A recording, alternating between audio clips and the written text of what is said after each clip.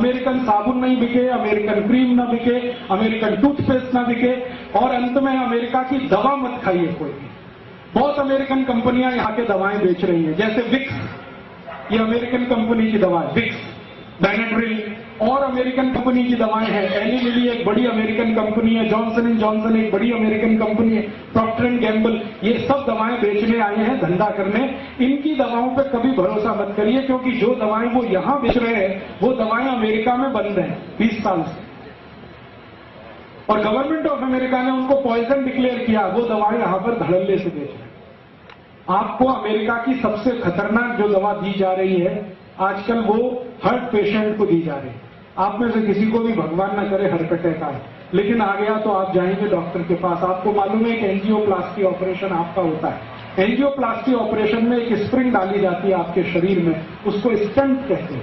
ये अमेरिका से आता है, और ये स्टंट जो अमेरिका से आता है उसका कॉस्ट ऑफ प्रोडक्शन $3 के आसपास है, और यहां लाकर वो 2.5 लाख रुपए में बेचते हैं, ऐसे लूटते हैं। और एक बार हार्ट अटैक में एक स्टंट डालेंगे, दूसरे में दूसरा। डॉक्टर को कमीशन है, इसलिए वो बार बार कहता है एंजियोप्लास्टी कराओ, एंजियोप्लास्टी कराओ, आप मत कराइए। फिर आप बोलेंगे क्या करें। मैं आपको बहुत दावे से कह रहा हूं ये बात, एक डॉक्टर की हैसियत से, क्योंकि मैं होम्योपैथी डॉक्टर भी हूं। कभी भी स्टंट का ऑपरेशन आज तक किसी को सफल हुआ नहीं, सक्सेस हुआ नहीं। कारण क्या है? आपकी जिस वाहिका में स्टंट डाला जाता है नली में, वो स्टंट इतना बड़ा है, नली में यहां उन्होंने फिक्स कर दिया, तो स्टंट के आगे और पीछे फिर ब्लॉकेज हो जाए और सेकंड हार्ट अटैक फिर आएगा, तो फिर वो कहेंगे दूसरा स्टंट लगवा लो, और इसी चक्कर में आपकी जिंदगी निकल जाएगी, लाखों रुपए लूट के ले जाए। तो आप बोलेंगे जी क्या करें? मेरा आपको विनम्र विनती है कि आपको कभी भी एंजियोप्लास्टी का खतरा हो तो आप ऑपरेशन तो मत कराओ। क्या करें फिर? जिंदगी बचानी है तो आप एक सरल उपाय करो। वो मेरा नहीं है, भारत देश के महान व्यक्ति का उपाय है। वो व्यक्ति का नाम था बागभट्ट। उन्होंने 3500 साल पहले लिखा एक पुस्तक में जिसका नाम है अष्टांग हृदय, और एक पुस्तक है अष्टांग संग्रह। 7000 सूत्र उन्होंने लिखे हैं बीमारियों को ठीक करने के लिए। उसका एक सूत्र है कि कभी भी हृदय घात अगर है, हृदय को घात हो रहा है, तो जान लीजिए कि रक्त में एसिडिटी बढ़ी हुई है। एसिडिटी समझते हैं? अम्लता। एक अम्लता होती है पेट की और एक होती है रक्त की। पेट की अम्लता बढ़े तो आपको आग जलेगी, पेट में एसिडिटी हो, आप कहेंगे आग जल रही है, खट्टी खट्टी डकार आ रही है, मुंह से पानी आ रहा है। फिर और ज्यादा हो तो हाइपर एसिडिटी होगी। यही पेट की अम्लता जब रक्त में चली जाती है तो रक्त अम्लता होती है, और रक्त अम्लता में आए तभी हार्ट अटैक होता है।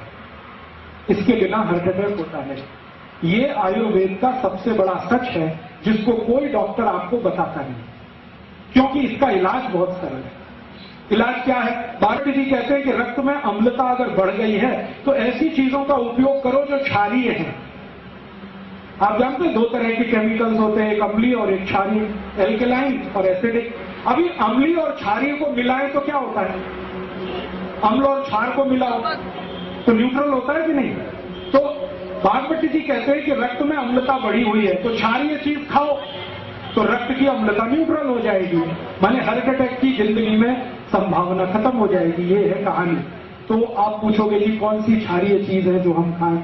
आपके रसोई घर में सवेरे से शाम तक इतनी चीजें हैं जो क्षारीय ही है। अगर उन्हीं को खाना शुरू करो तो हार्ट अटैक ना आए, और कभी आ जाए तो दोबारा आने का चांस ना। क्या क्षारीय चीज है? सबसे ज्यादा क्षारीय चीज आपके घर में है दूधी। दूधी है ना, सब्जी के रूप में आप खाते हैं। इससे ज्यादा क्षारीय कोई चीज ही नहीं। तो दूधी का रस पियो रोज निकाल, या कच्ची दूधी खाओ। स्वामी रामदेव जी कहते हैं कि नहीं, दूधी का रस पियो। दूधी का 3.25 लाख लोगों को ठीक कर दिया उन्होंने दूधी का रस पिला, और उनमें हजारों डॉक्टर हैं जिनका खुद हार्ट अटैक होने वाला था।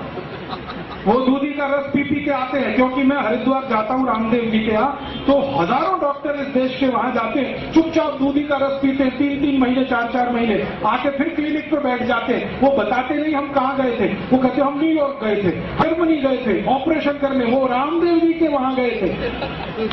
वो 3 महीने दूधी का रस पी के आए हैं, हार्ट अटैक ठीक हो गया है, आके फिर ऑपरेशन पे लग गए हैं। और वो इतने हरामखोर है कि आपको नहीं बताते कि आप भी दूधी का रस पिए।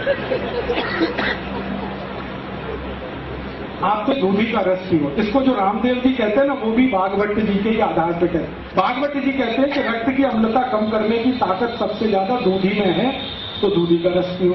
कितना पियो? रोज 200 मिलीग्राम पी लो। कब पीना? सवेरे पी लो, नाश्ते में। नाश्ते में नहीं तो भोजन के बाद पी लो, आधे घंटे के बाद पी लो। और दूधे के रस की और ज्यादा क्षारपन बढ़ाना हो तो दूसरी क्षारीय चीज हमारे घर में है, वो है तुलसी। तुलसी बहुत क्षारपन है, तो तुलसी का रस मिला दो। और एक तीसरी चीज है, वो क्षारीय है, उसका नाम है पुदीना। पुदीने का रस उसमें मिला दो। और एक क्षारीय चीज है अपने घर में, काला नमक। और एक है सेंधा नमक।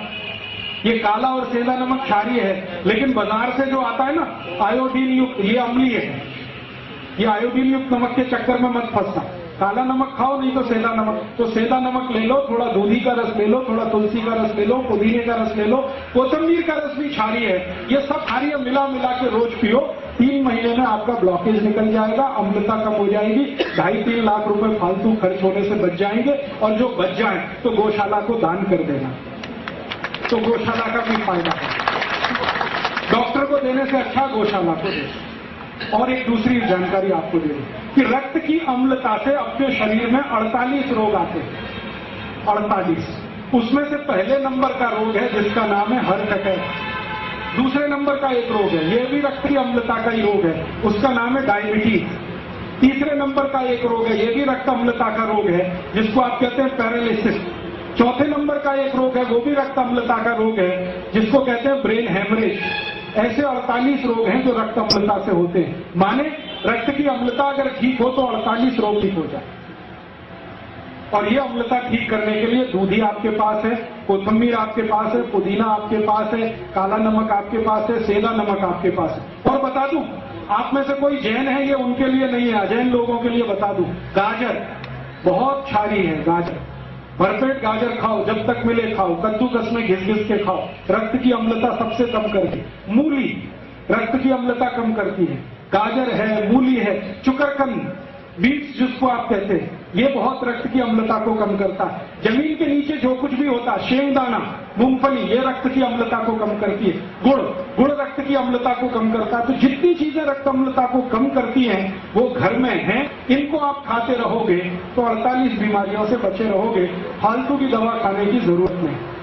अब एक दूसरी जानकारी कि रक्त की अम्लता से जो 48 रोग होते हैं, ऐसे उल्टा भी है, रक्त क्षारीय हो जाए तो भी लगभग 25 से 30 रोग होते हैं। तो आप बोलेंगे अब इसके लिए क्या करें? अगर रक्त क्षारीय हो गया है तो अम्ल की चीजें ज्यादा खाओ, अम्लीय चीजें ज्यादा खाओ। अम्लीय चीजें क्या है आपके पास? संतरे का रस, मौसम्मी का रस, नींबू का रस, अनार का रस, ये सब अम्लीय चीजें हैं। इनको ज्यादा खाने लगो, क्षारपन ठीक हो जाएगा तो क्षारीयता की बीमारियां खत्म हो जाएगी। तो आप बोलेंगे और क्या करें? 2-3 बातें और कर लो तो अच्छा है, मैं करता हूं वो आप भी कर लो। बीमारी मत पड़ो, चक्कर ही नहीं है सारा। ये तो सब झंझट तब है जब आपकी अम्लता बढ़े या क्षारता बढ़े। आप बीमारी मत पड़ो, स्वस्थ रहो, तंदुरुस्त रहो, मस्त रहो। मैं जब आया था ना वापी, तब से आज तक कोई डॉक्टर के पास नहीं गया, 10 साल हो गए। और अगले 10 साल जाने की तैयारी नहीं है मुझे, जब तक कि कोई मुझे गोली से ना मारे और बम ब्लास्ट में ना मारे, तब तक तैयारी नहीं है। मेरी गलती से तो बीमार होता नहीं। आप भी वो गलती मत करो। आप बोलोगे कि हम क्या गलती कर रहे हैं? छोटी छोटी